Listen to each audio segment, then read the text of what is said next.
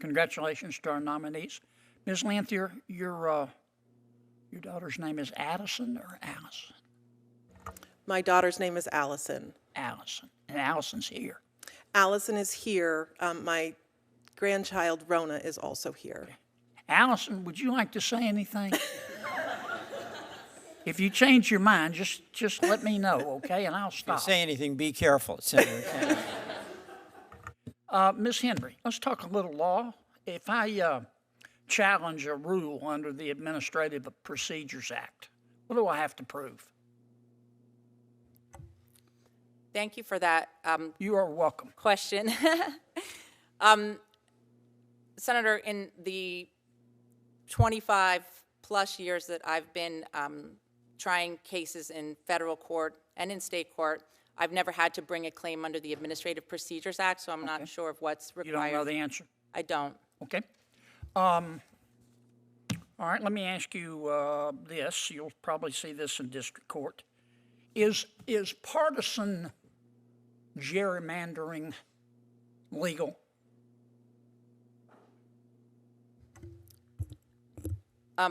Thank you for that question. You're welcome. I think that I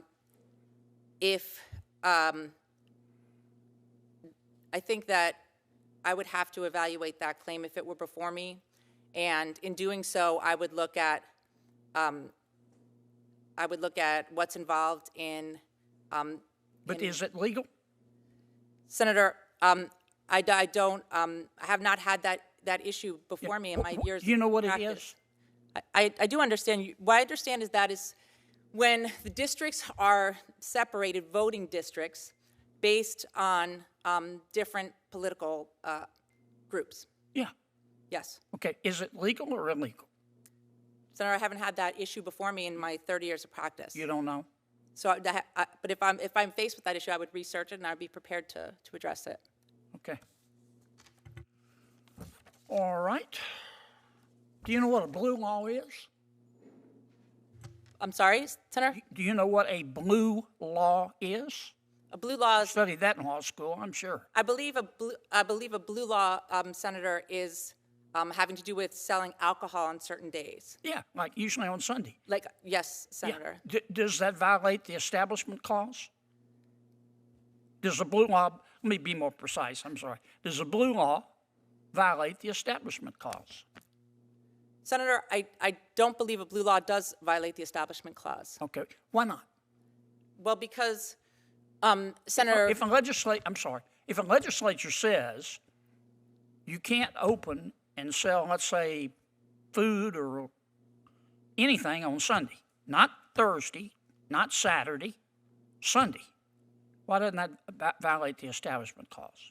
Senator, I think there was an issue in a recent Supreme Court case that talked about whether they could force, it was a postal worker, to have to work on Sundays because that violated his religious beliefs to have to work on Sundays. And what the that wasn't under the blue law. Oh no, I thought I was just, yes, I understand that. I understand that was an issue though related to the Establishment Clause, which I thought was what we were talking about. But I'm asking just a real precise question. I'm going to move on if you don't know. Okay. Tell me why, just succinctly, like you were back in law school. Okay. Why a blue law violates or doesn't violate the Establishment Clause? It seems obvious. Well, the issue is whether, in looking at the Establishment Clause, of whether the action of the state in saying that you can't be open on a Sunday would would either interfere with the free exercise of the persons, or it would be the government establishing a religion. Yeah, I understand the issue. Okay. So what's the answer?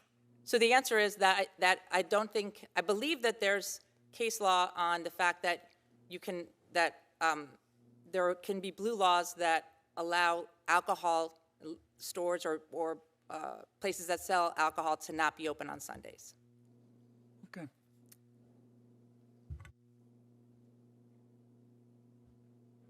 Tell me the difference between proximate cause and cause in fact.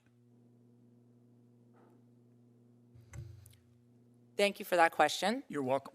So My understanding of proximate cause is something that's or directly caused by something is cause and fact, and if it's inadvertent, I believe it would be proximate cause. But as I said, in my 30 years of practicing criminal law, that type of causation is not the type that we usually address. It's usually whether something's intentional, and that's most relevant to our criminal practice.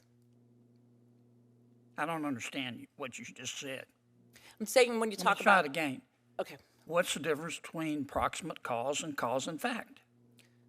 My understanding of it, Senator, and because it has not come up in my 30 years of criminal practice, is that we look to whether something was directly caused or inadvertently caused, and that would be the idea of the difference between the two levels of causation. And I was only saying that in my criminal practice, when we look at whether something is caused, we look at the intent of a statute or of someone's action. Intent has nothing to do with it.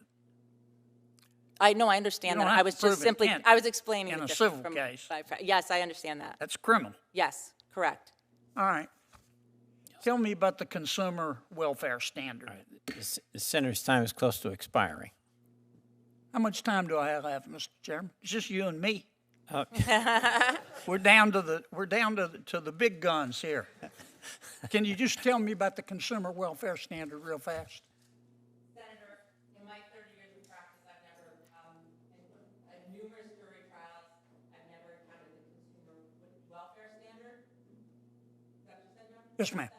I don't know. You don't know what it is? No, but if I came across that case, You'd look it up. I sure would. Okay, you're going to be doing a lot of looking up, it sounds to me like. All right, Allison, did you change your mind? Anything you want to say? You sure? I'm good. Okay, how about vote for your mom? Yeah, do that. There you go. Thank you, Mr. Chairman. I like that last question, Senator from Louisiana. Senator's time has expired. Thank you. Thank you, Just Mr. one question for each of you. One of the wonderful things I think each of you brings to this is that you're